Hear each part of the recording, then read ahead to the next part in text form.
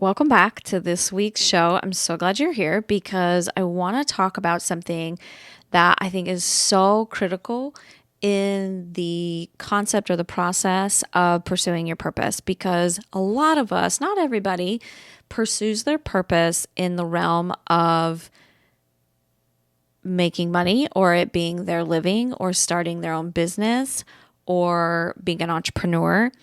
And what I want to talk about on today's episode is what what is keeping us from not being able to do that. And for sure, what we can all agree on is selling or making money. So one of the biggest reasons we tend to give up on pursuing our purpose as it relates to what we do day in and day out and how we make money is the fact that we're not making enough money. We're not making enough money to sustain ourselves, or we end up feeling very, very stressed that we're not sure where our next paycheck is going to come from. Versus if we're working for somebody, theoretically, we have this feeling like, I know my paycheck is arriving in 2 weeks.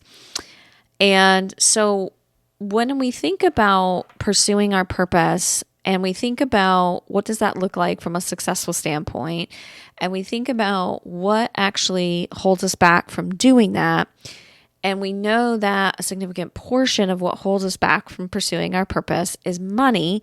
In fact, I don't really have a stat on this, but I bet it is a significant portion of people that if you polled them and you said, why don't you pursue your purpose for a living? I bet a significant portion of them would say, well, I love doing fill in the blank, but there's no way I can make money doing that. So they just don't pursue that. Instead, they say, stay in a miserable job that they hate for the rest of their lives. And for those of us who do not do that, and by the way, I'm not saying when you pursue your purpose, it has to be as an entrepreneur, but I am talking about entrepreneurship today because it's something that's very near and dear to my heart. And I hate to see when somebody gives up and has to go back to a job that they don't like. And so if I can help with that, I definitely want to. And so if we know that one reason people do not pursue passions or do not pursue purpose as it relates to their career advancement or entrepreneurship or making money is because they're afraid they couldn't make any money doing it and they can't sustain themselves, then I want to think about how to lift and shift out of this. Like, how do we get more people doing work they love? How do we get more people pursuing passions and pursuing purpose? And those people who decide that it's how they're going to make a living, how do we get it so that these folks don't have to go back to something that they don't love? And I really want to talk about three major shifts that we can make in our businesses as entrepreneurs to help with this. And I know there's a lot of tactical things out there. There's a lot of mechanical things out there. There's screaming and yelling about get online and do social media and do this and do that. And we do it and then we fail. And we're like, what the heck? I thought I was supposed to do this. So-and-so guru told me to do this and it's not working. So we get in this like spin cycle of frustration. And so I don't want to be one of those like do it my way or the highway kind of conversations right now. I don't want to be one of those people. But I do want to offer three things that we can do today immediately as it relates to shifting out of certain ways of doing things to avoid the lack of money making that is taking place if you are a person who is pursuing your purpose or your passions as a job or as it relates to money making. And this can actually, I'm talking a lot about entrepreneurship, but this can actually apply to people who are working for someone else, because I've heard a lot of people say, well, I'd love to work for a nonprofit, but I won't make any money. And so there are spaces where people want to do certain jobs or work for certain people or work for certain companies, but they don't do it because they're afraid they're not going to make any money. And so I want to dive into these three things that will allow you to think about staying where you're at so that you are pursuing your purpose and you're pursuing your passions and you can make money doing it too. And the number one thing that I see people get so tied up in or wrapped around is selling, selling, selling, selling. I'm not a salesperson. Selling is hard. I mean, I've had some of the most smartest, ambitious, tenured, experienced people go out on their own and say, selling is hard, because two things happen in that moment. One, they're selling when they never have sold before in their entire life, even though they may have thought they did. They weren't directly responsible for the number. And the second thing is now they're in a position to sell their own thing or their own service. And it's totally different. I have a sales background and it's totally different. I have a sales background and I still, when I stepped out on my own, was self-conscious about sales. And which is crazy because I've literally been selling my whole life. I've been in sales and marketing my entire career. And so if I think about people who are stepping out on their own to pursue their purpose or their passions and try to make a living doing it, and they've never even been a salesperson, I can only imagine the things that come up for them. And so one of the biggest shifts that you can make, and I even had to do this for myself, being a person who's come from sales, and I did this when I was selling, but I don't know if I really realized what I was doing. So I actually didn't, I struggled to apply it to my own business. But that one thing is shifting your mindset from I'm selling, selling, selling, selling to I'm providing a service to somebody. And so if you're not selling something that you truly believe in, if it's something that you don't actually latch onto and think people cannot live without this, then you're going to really struggle, because it's hard for you to think about this in the way that's a true service to somebody, So if you're a person who's, let's just say, a life coach, and you don't actually truly believe that you can change somebody's life by supporting them in their coaching and their life, and you don't really believe that, you're not going to sell to that person, because you're not going to even think that what you're offering is worth them buying. And so if you think about it as in the sense of gosh, if they don't have my life coaching services, they're going to keep dieting and trying to lose weight and never being able to do it. They're going to keep having these conflicts at work and get so riled up, come home, be angry. The kids are scared of me, and my spouse doesn't want to talk to me. And so that person's going to keep doing that if I don't help them. And if you don't think about it that way, it's going to be really difficult for you to sell. And so one of the best things you can do is think about changing your perspective on selling as actually I am providing a service to people. And by the way, you also cannot provide a service to somebody if they don't know that's what you're doing. So this kind of goes into that whole, in addition to selling, it's also a little bit of marketing, right? So if you are marketing, if you're online and you're telling the world about what you do, and you're actually not doing that because you're afraid, you're not helping that person that's out there that's watching, that might come across your video, and you might literally change their life. You never know. And so the first major shift that you can make in order to get out of this churn of feeling like you really want to pursue your purpose and you're doing it, you've set your LLC up, you're getting clients, but you're struggling with sales, change the name of it. Change it to literally, I'm providing service to people. I am telling them what I do, because what I do will help them fill in the blank. And if I don't provide that to them, they're going to keep fill in the blank. And so this helps you really understand that you're not just selling them something to sell them something.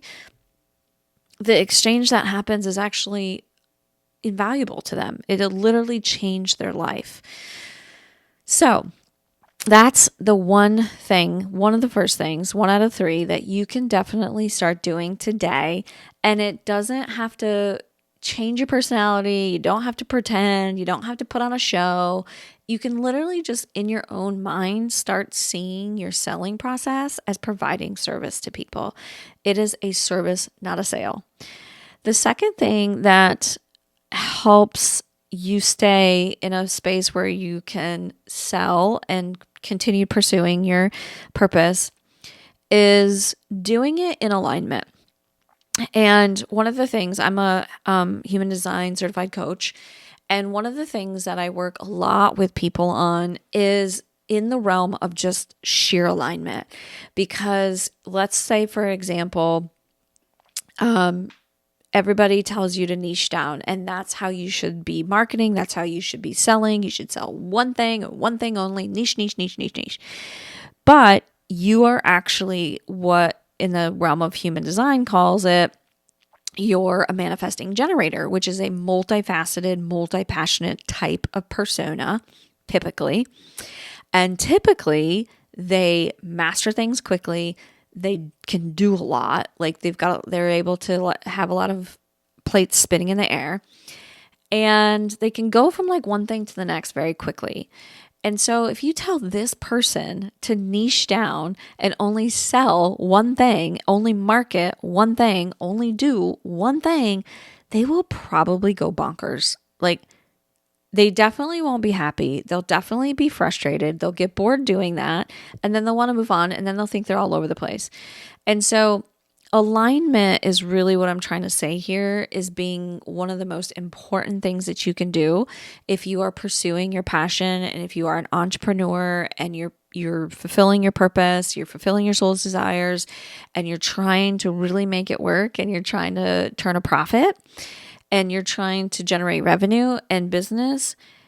You have to be in alignment. And if you don't know what that looks like, you don't know what that sounds like, you don't know what that smells like, you have no idea what that means, and you're just sitting out in the world trying to do all the things that the gurus tell you to do, trust me when I say you will probably fail.